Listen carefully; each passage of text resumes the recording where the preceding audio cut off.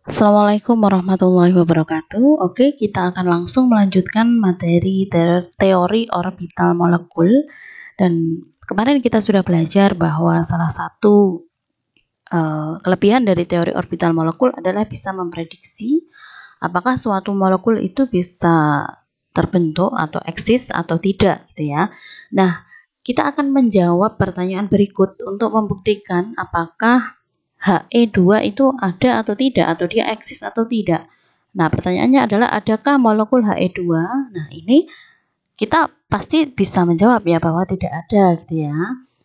Karena He itu kan dia sudah stabil sesuai dengan ini ya, dia termasuk gas mulia sehingga stabil, nggak mungkin membentuk He2 kan gitu. Tetapi kan kita harus bisa menjelaskan mengapa He2 itu ternyata tidak eksis. Nah, atau tidak ada. Nah, kita bisa menjelaskan itu melalui teori orbital molekul, di mana kita kemarin sudah belajar bahwa kalau kita belajar teori orbital molekul berarti ada orbital atom yang bergabung membentuk orbital molekul, membentuk ada yang namanya kondisi ikatan bonding, ada yang anti bonding. Oke, untuk molekul He2 kita langsung aja ya. He itu kan 2 nomor atomnya sehingga konfigurasinya adalah 1s2.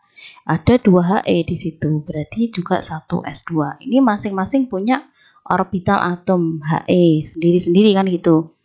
1s isinya 2 elektron, jadi ini orbital atom dari helium yang pertama, kemudian berikatan dengan helium juga. 1s punya 2 elektron.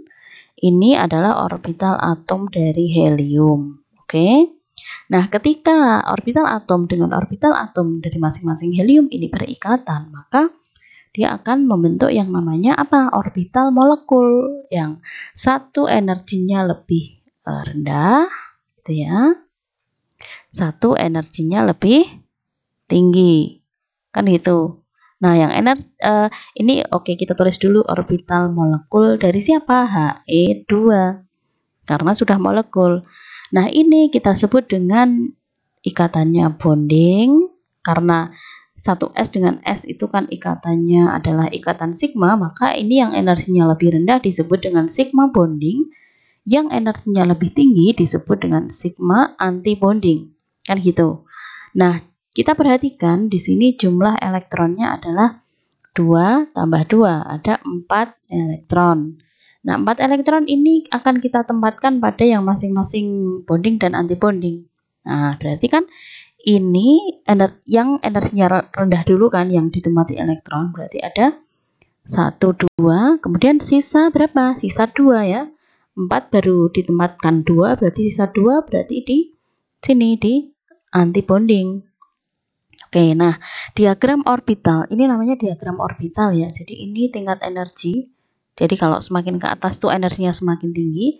Ini namanya adalah diagram orbital dari He2. Nah, kita bisa menghitung orde ikatan dari He2 melalui diagram orbital ini.